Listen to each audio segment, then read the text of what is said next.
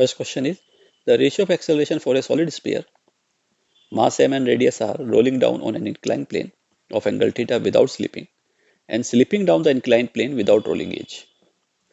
We have calculated the acceleration when it is rolling without slipping was equal to g sine theta divided by 1 plus k square by r square. And for solid sphere, ratio of k square by r square is 2 by 5. So acceleration rolling without slipping will be equal to g sine theta by 1 plus 2 by 5, and it will be equal to g sine theta by 7 by 5. So it will be equal to 5 by 7 into sine theta, g sine theta. Now for the case of the body slipping down the inclined plane without rolling, the figure shows the inclined plane at an angle of theta with the horizontal on which body is placed, and this body is slipping without rolling. So there is the lack of friction because friction is necessary for the rolling, and this mg sine theta component of the weight which is acting downward and its vertical component mg cos theta get balanced by the normal reaction force. So this mg sine theta is responsible for the slipping. So we can say that acceleration for slipping without rolling is equal to mg sine theta. M and m get cancelled. So A will be equal to g sine theta. This is equation number 2 and this is equation number 1. So A rolling without slipping divided by A slipping without rolling will be equal to 5 by 7 into g sine theta divided by g sine theta, and this g sine theta get cancelled. So finally we get 5 by 7. Hence option A is the correct option. Second question is two uniform solid spheres having unequal masses and unequal radii are released from rest from the same height on a inclined plane. If the sphere rolls without slipping, the options are the heavier sphere reaches the bottom first, the bigger sphere reaches the bottom first, the two sphere reaches the bottom together. The information given is not sufficient to tell which sphere will reach the bottom first.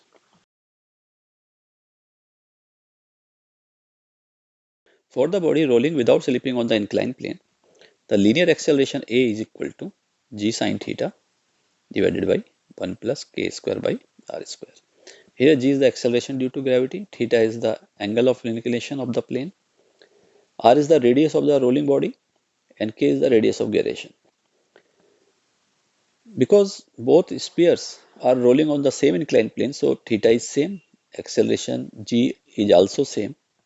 Here radius are different, and the k square by r square we know is equal to 2 by 5 for the solid sphere, independent of the its mass and the radius.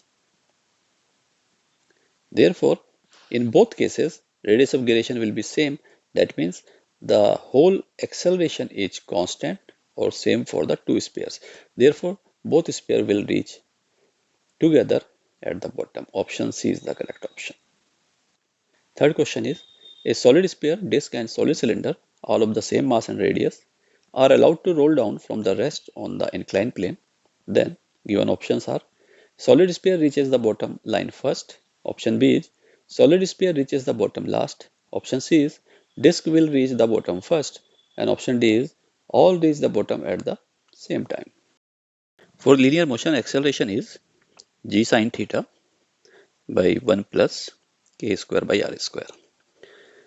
For solid sphere, we know that k square by r square is 2 by 5. For disk, k square by r square is 1 by 2.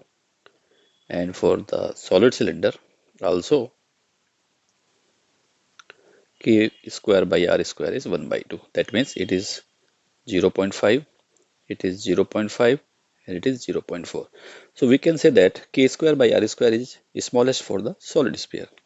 And in formula of the acceleration, g is the acceleration due to gravity, which is constant.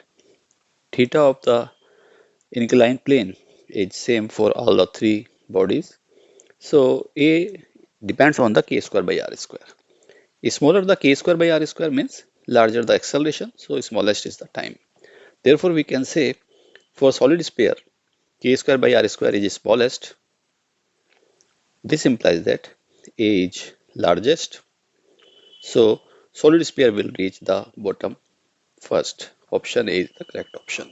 Fourth question is the speed of a homogeneous solid sphere after rolling down an inclined plane of vertical height h from rest without slipping is options are root 10 gh by 7, root gh, root 6 gh by 5 and root 4 gh by 3. It is given that body rolls down on the inclined plane from the height say h with the speed initially it is 0 and finally at the ground it becomes v. And we have already derived that v square equal to 2gh by 1 plus k square by r square. So for solid sphere, we know that k square by r square is equal to 2 by 5. Same can be calculated as m into k square. This is the moment of inertia in terms of radius of gyration. And for the solid sphere, moment of inertia is 2 by 5 mr square. Therefore, k square by r square will be equal to 2 by 5. And substituting the value, we will have v square equal to 2gh by 1 plus 2 by 5. That will be equal to 2gh by 7 by 5, or it is equal to 5 into 2gh by 7, that is equal to 10gh by 7. So we can say that velocity will be square root of 10gh by 7. Hence option A is the correct option. Fifth question is, a disk is rolling. The velocity of its center of mass is vcm. Which one will be correct? Option A is, the velocity of the highest point is 2 vcm and the point of contact is 0. The velocity of the highest point is vcm and at point of contact is vcm. Option C is, the velocity of highest point is 2 vcm and at point of contact is vcm. And option D is, the velocity of the highest point is 2 vcm and at point of contact is 2 vcm. It is given that disk is rolling on a surface with a angular velocity say omega about the axis of rotation which is passing through the center of mass. There are the 3 points of the interest.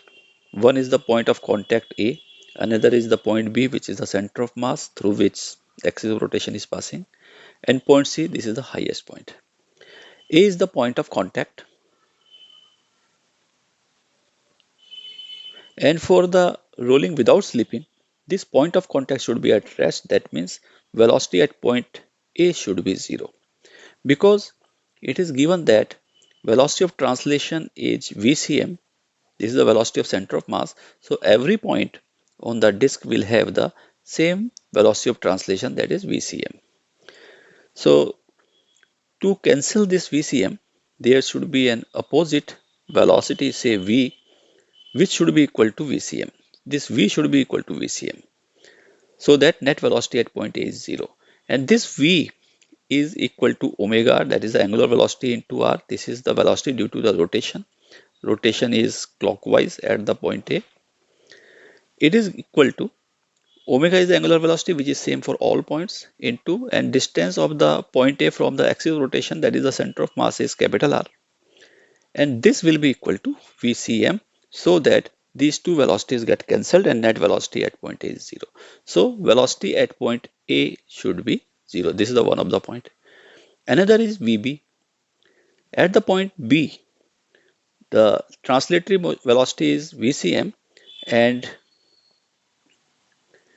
another is due to the rotation, because v equal to omega r and distance of the point of on the B from the axis of rotation, that is also at the point B. So this r is 0. So velocity due to rotation is 0. So net velocity at the point B will be equal to vcm. Then the highest point vc, it will be the sum of the velocities due to the translation and rotation. Due to the translation, velocity is vcm plus, and due to the rotation, velocity at point C will be equal to omega. This is the angular velocity. It is same for all point of the disk, into distance from the axis of rotation, which is capital R. And because rotation is clockwise, so velocity will be tangential and it is in same direction as VCM. So this will also equal to VCM. Because this omega r we have already calculated from the point A, this is VCM. So it will be equal to 2 VCM. So we can say that velocity at the highest point is 2 VCM and velocity at the point of contact is 0. So finally we can simplify the diagram that this is the point A, this is the point B, this is the point C.